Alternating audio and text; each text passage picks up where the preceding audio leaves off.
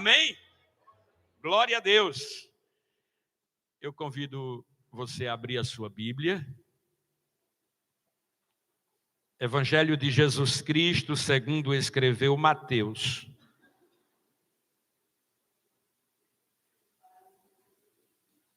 Convido os irmãos que encontraram, se puderem, fiquem de pé.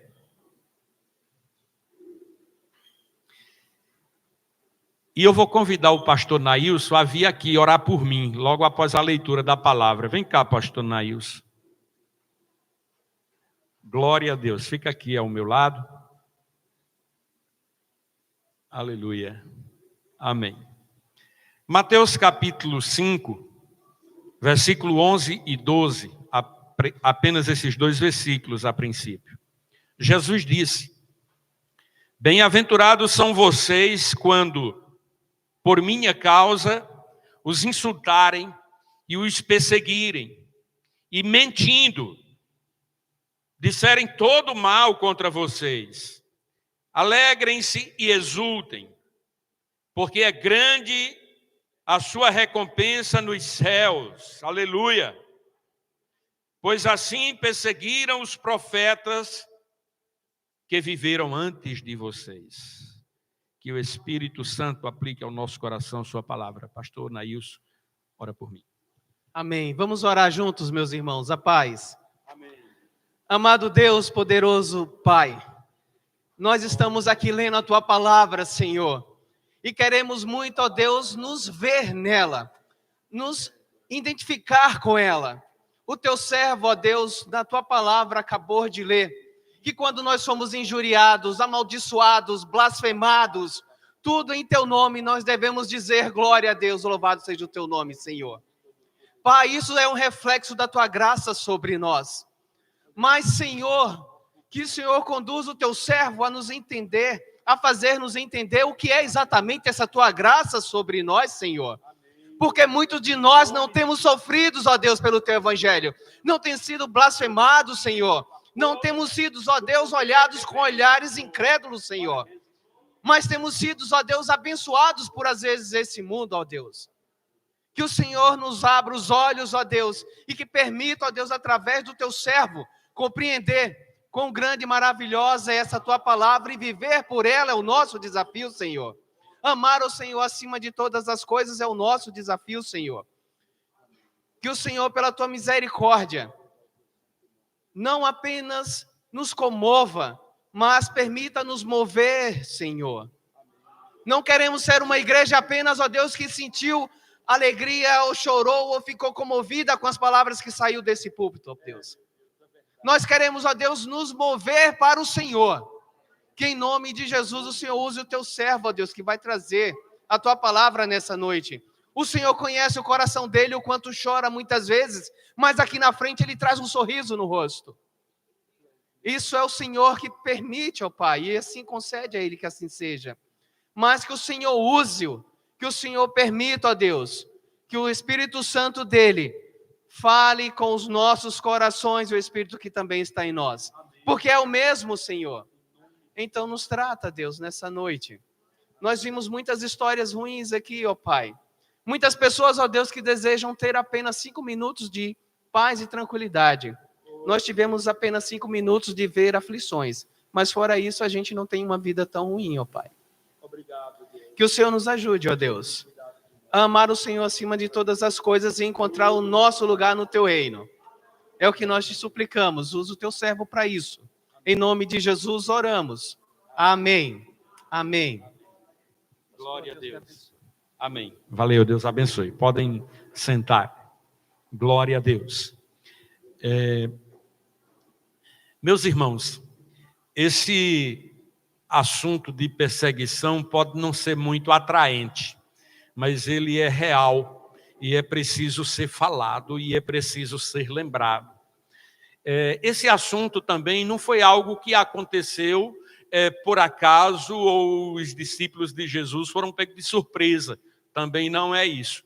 Jesus anunciou desde o início. Nós lemos aqui apenas 2 versículos em Mateus, no capítulo 5, que é no Sermão do Monte. Esse Sermão do Monte certamente se deu bem no início do ministério de Jesus, lá na Galileia, onde Jesus traz ensinamentos preciosos para os seus discípulos, e é para nós também, porque nós somos discípulos de Jesus. Nas bem-aventuranças, aqui no versículo 11, ele diz que bem-aventurados são vocês quando por minha causa, veja que tem uma causa, a causa é o Senhor Jesus, é a fé nele, é proclamar que Jesus Cristo é o Senhor, é proclamar que Jesus Cristo é o Salvador. Alguém já disse que o mundo aceita bem, muito bem, quando a igreja faz ação social, quando a igreja socorre alguém em necessidades físicas, materiais, mas se irrita, e se irrita bastante quando a igreja afirma que Jesus Cristo é o Senhor e é o único Salvador. E a igreja afirma isso em alto e bom som, que só há salvação por Jesus Cristo, pois ele é o Filho de Deus, que entregou sua vida derramando o seu sangue na cruz para nos salvar. E só há salvação em Jesus. Aí o mundo se irrita com a igreja. E então Jesus disse que bem-aventurado são vocês quando por minha causa os insultarem e os perseguirem e mentindo disserem todo mal contra você. É possível que muitos aqui, em algum grau, de alguma maneira, já foi perseguido, no mínimo criticado, porque é crente em Jesus. Isso é normal. E olhe que Jesus está falando isso no início do seu ministério. Aqueles discípulos que ainda estavam chegando, ainda estavam se firmando, ainda estavam conhecendo o Senhor. E ele diz, vocês vão ser perseguidos. Vai ser fácil não. Mas vocês são bem-aventurados quando isso acontecer. Sinta a alegria de ser um bem-aventurado. No versículo 12, ele diz, alegrem-se e exultem. Exultação é uma alegria mais intensa. E ele disse, alegrem-se e exultem, porque é grande a recompensa de vocês. Onde? Onde? A recompensa é onde? No céu. Esqueça disso não, viu? A recompensa é no céu. Nós vivemos uma geração de crentes que querem tudo aqui e agora.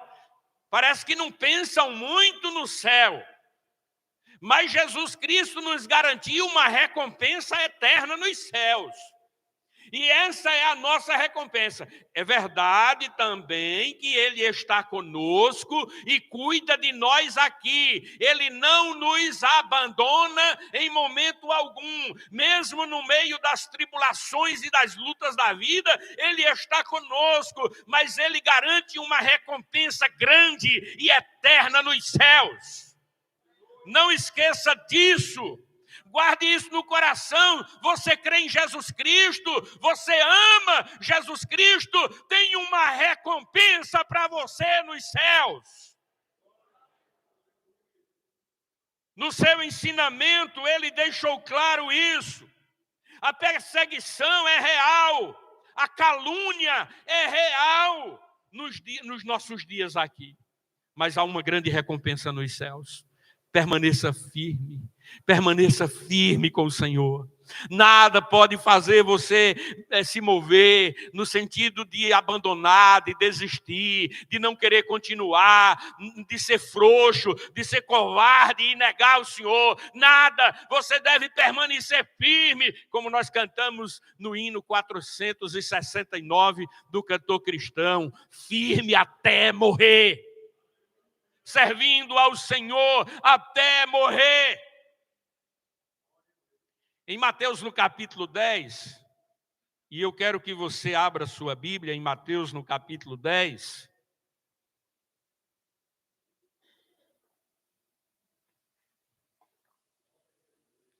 Jesus envia os seus discípulos para irem pregar a mensagem de vida, a mensagem de salvação, a mensagem de arrependimento, porque todos os homens precisam conhecer esta mensagem para ter vida.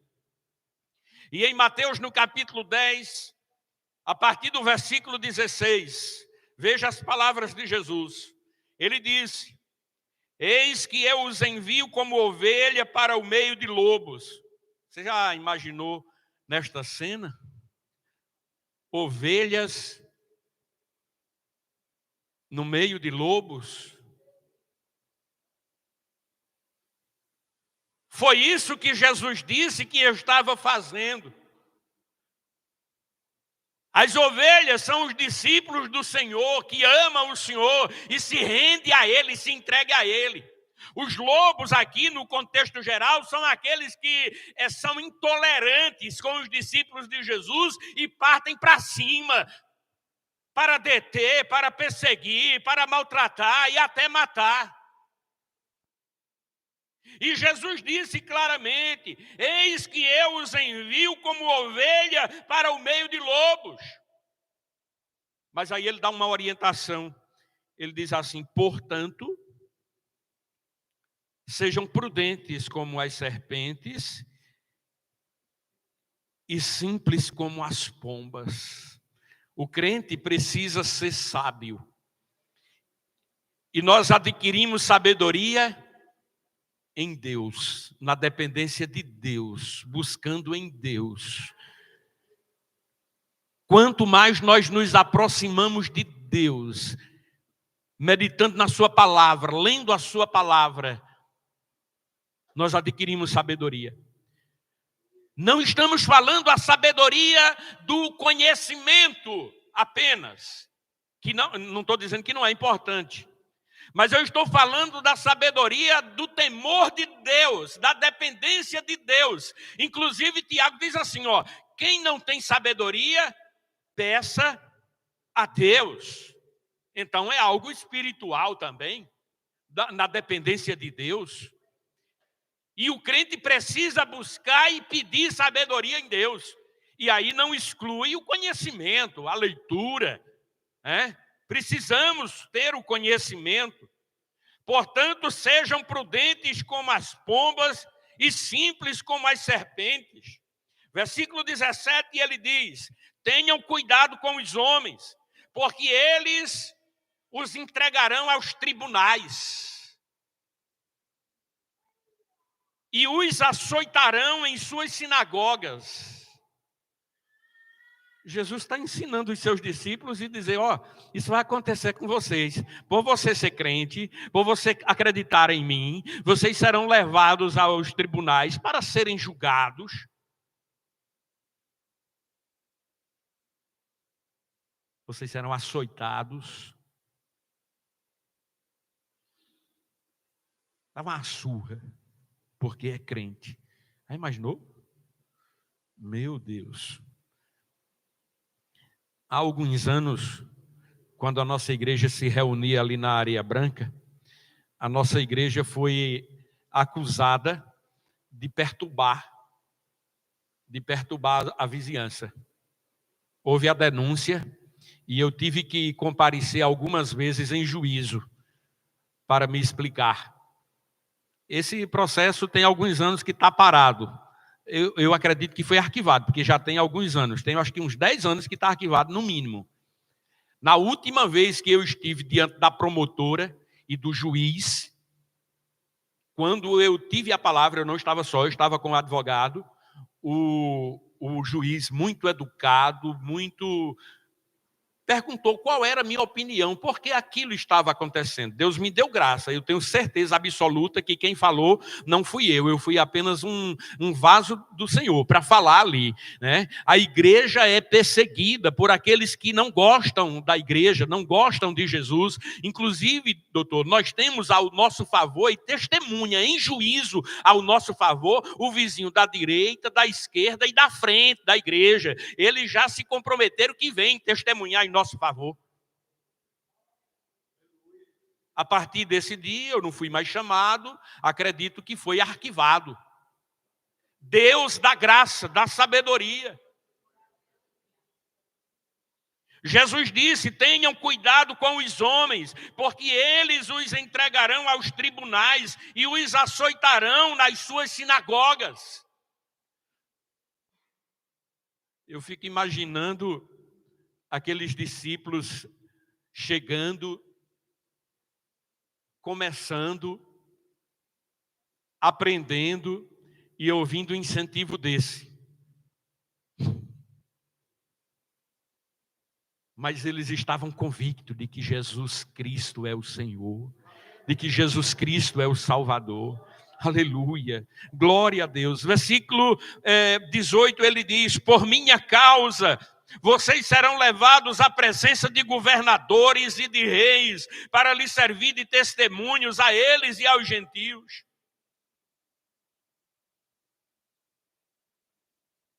E quando entregarem vocês, não se preocupem quanto a como ou o que irão falar, porque naquela hora lhes será concedido o que vocês dirão.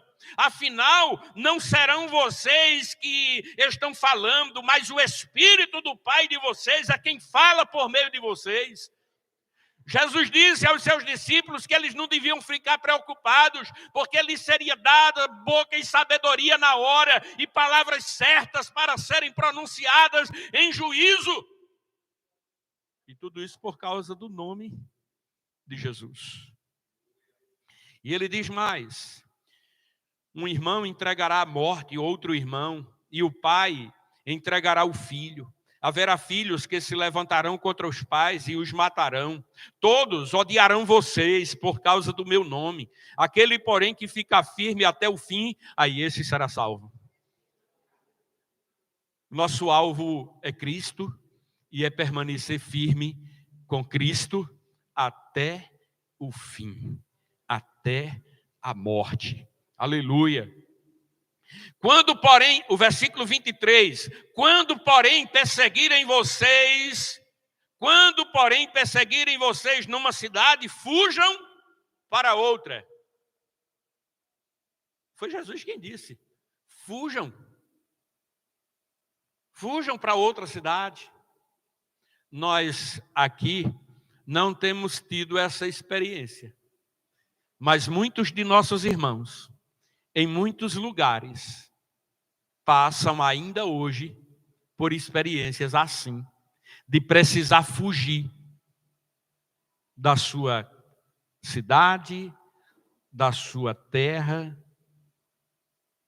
Recentemente, eu tive a oportunidade de ouvir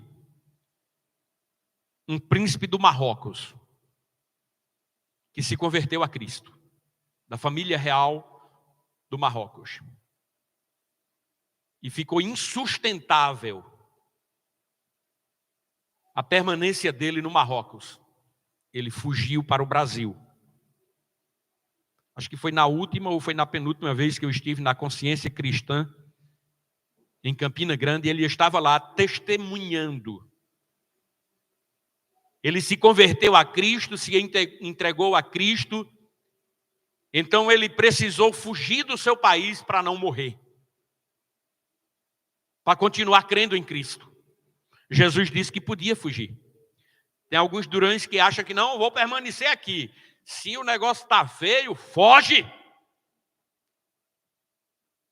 Foge, preserva a vida, glorifica o Senhor, não terminou a missão.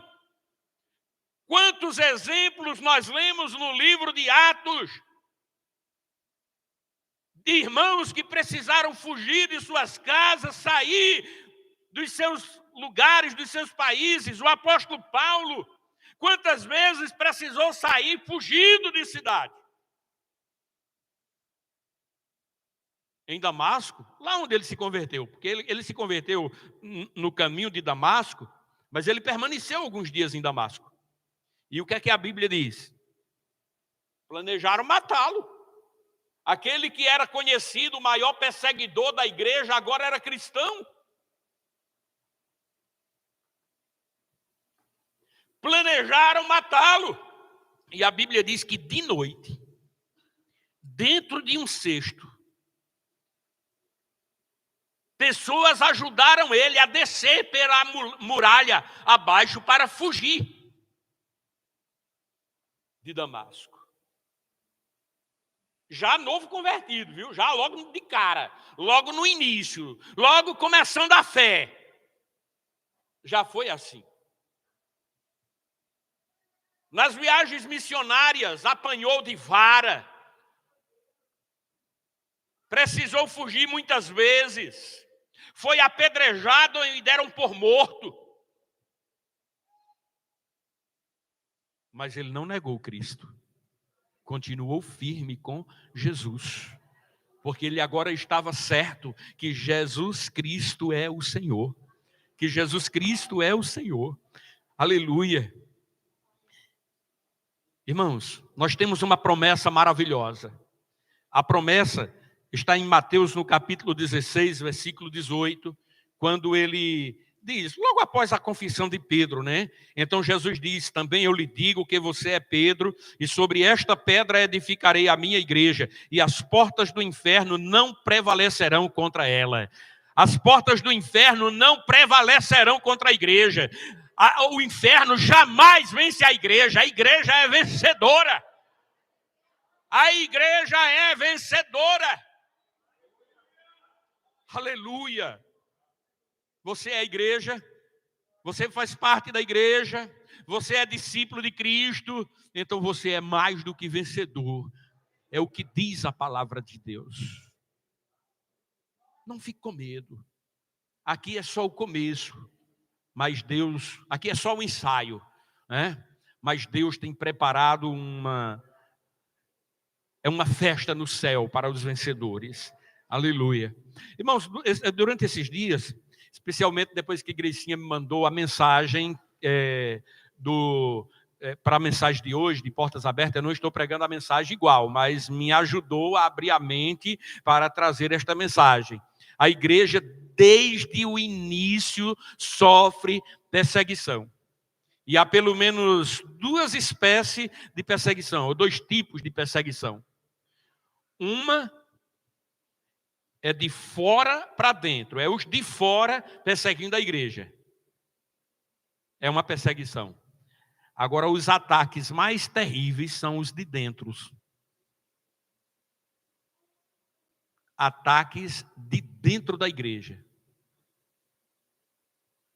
Mensageiros do diabo, enviados para atacar a igreja por dentro. Meus irmãos, nós precisamos de graça do Senhor, da graça do Senhor, do favor do Senhor para permanecer. Quem já leu o livro de Atos, Atos dos Apóstolos? Meu Deus, amado. Todo mundo não leu, não? Quem não leu o livro de Atos está convocado, lição de casa, lê o livro de Atos. É a história da igreja, o nascimento da igreja e o seu crescimento. Nascendo em Jerusalém, indo até a capital do império, Roma. O livro de Atos conta a história da igreja. Acho que já foi dito aqui que o livro de Atos não terminou, porque a história da igreja continua, né? Inclusive não tem uma conclusão. Quando você lê o livro de Atos, 28 capítulos lá, termina o livro, mas não tem assim uma conclusão, porque a história da igreja continua. A história da igreja continua. E você vê claramente que as primeiras perseguições aconteceram, vamos chamar de ataque. Os primeiros ataques aconteceram de fora para dentro. Eram os fariseus, os saduceus, os religiosos, atacando os discípulos de Jesus. Posteriormente, o próprio governo atacando os discípulos de Jesus. Agora, eu acredito que o ataque mais duro e prejudicial para a igreja é os de dentro. E Atos nos mostra também esses ataques de dentro. Primeiro, no capítulo 5 de Atos, nos mostra de Ananias e Safira. E a Bíblia diz claramente que Satanás encheu o coração de Ananias e Safira para que mentisse. É um ataque por dentro. Ananias viu a igreja unida, a igreja crescendo, a igreja fervorosa. Ananias viu muitos irmãos generosos que amavam a obra de Deus e contribuía com grandes quantias. Ananias viu Barnabé vender uma propriedade e entregar o dinheiro para a igreja. A Bíblia não mandou as pessoas fazer isso, não manda as pessoas fazer isso não, viu, irmãos? Mas alguns fizeram, diz a Bíblia em Atos. E Barnabé foi um, é citado pelo nome. Vendeu uma propriedade e deu dinheiro para a igreja. Aí Ananias viu e disse assim, pensou com ele e combinou com a esposa, com Safira. Rapaz, a gente tem que mostrar que a gente é bom também, hein? Senão a gente vai ficar para trás, vai ficar esquecido. Vamos vender aquela propriedade. Ei, mas não vamos dar o dinheiro todo, não. Vamos dar só uma parte. A outra parte a gente guarda para nós. Agora ninguém pode saber, todo mundo vai ficar sabendo que a gente deu tudo. Combinaram, levaram uma parte do dinheiro e entregaram aos pés dos apóstolos. O Espírito Santo revelou a Pedro: Ananias, por que Satanás encheu teu coração para que fizesse isso, para que mentisse ao Espírito Santo de Deus? O campo não era teu. Não foi mandado você vender. E ainda quando você vendeu, você não era obrigado a dar tudo. Era seu, estava na sua posse, estava no seu poder. Você não devia ter feito isso, mentir ao Espírito Santo. A repreensão foi tão forte, com palavras e a ação do Espírito Santo, que Ananias caiu morto ali. Pá! E a Safira não estava. Apareceu depois. Aí Pedro perguntou, não tinha o WhatsApp, né, para mandar uma mensagem: ó, teu marido morreu, vem cá. A Safira chegou e Pedro perguntou: ei, vocês venderam aquela propriedade, portanto? Ela disse: foi, desse jeito mesmo. Vocês combinaram mentir para Deus. E ela, morreu também.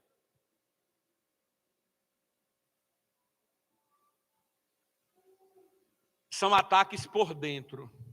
Nem todos os mentirosos têm morrido desse jeito. Mas certamente os mentirosos, inclusive a Bíblia diz que são filhos do diabo. Cuidado, viu, irmão? Cuidado, não pode mentir não. O crente fala a verdade, anda na verdade, somente a verdade. Cuidado com mentira, não mente, viu? Amém? Cuidado.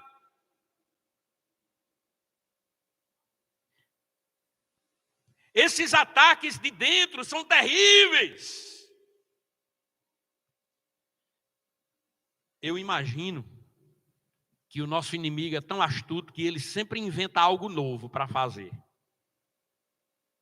E um dos ataques de dentro da igreja, que aconteceu dentro da igreja, que é terrível, aconteceu naqueles dias e ainda acontece hoje, são os falsos ensinamentos, as falsas doutrinas. São as doutrinas de homens, ensinamentos que Jesus não ensinou e não mandou. Aquilo que Jesus não mandou, não ensinou, e os homens querem implantar na igreja, corrói, machuca, mata. É preciso combater o mal. Nós lemos em Atos, no capítulo 15,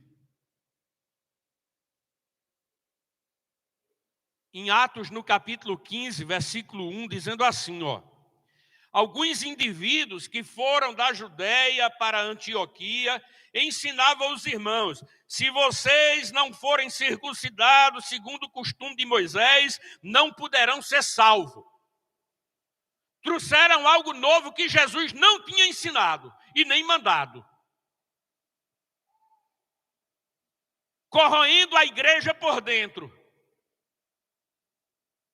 causaram uma perturbação na igreja em Antioquia. Houve discussões a respeito daquele assunto. Tiveram que tirar uma comissão para ir a Jerusalém, conversar com os apóstolos e ver o que fazer agora, diante desse problema que estava surgindo na igreja. Falsos ensinos. Depois de uma reunião acalorada, de discussões, chegaram em um consenso, resolveram enviar alguns irmãos como autoridade, enviados pelos apóstolos, e uma carta. E no versículo 23 e 24, diz assim, Atos capítulo 15, versículo 23 e 24. Mandaram por eles a seguinte carta: os irmãos, tanto os apóstolos como os presbíteros, aos irmãos gentios em Antioquia, Síria e Cilícia, saudações. Versículo 24. Visto sabermos que alguns que saíram do nosso meio, da igreja, saíram do nosso meio, sem nenhuma autorização, perturbam vocês com palavras, transformando a mente de vocês.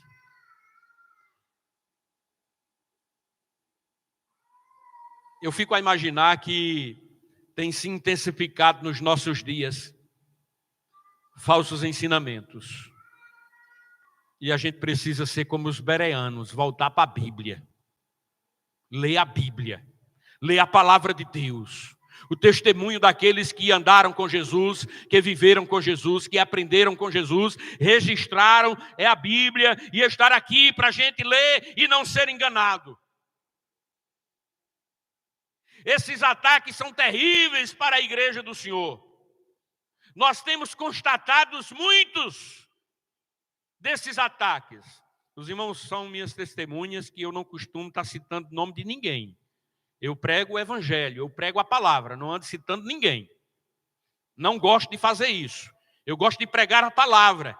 E tenho absoluta certeza que aqueles que vêm aqui ouvir, vão ouvir o evangelho como ele é.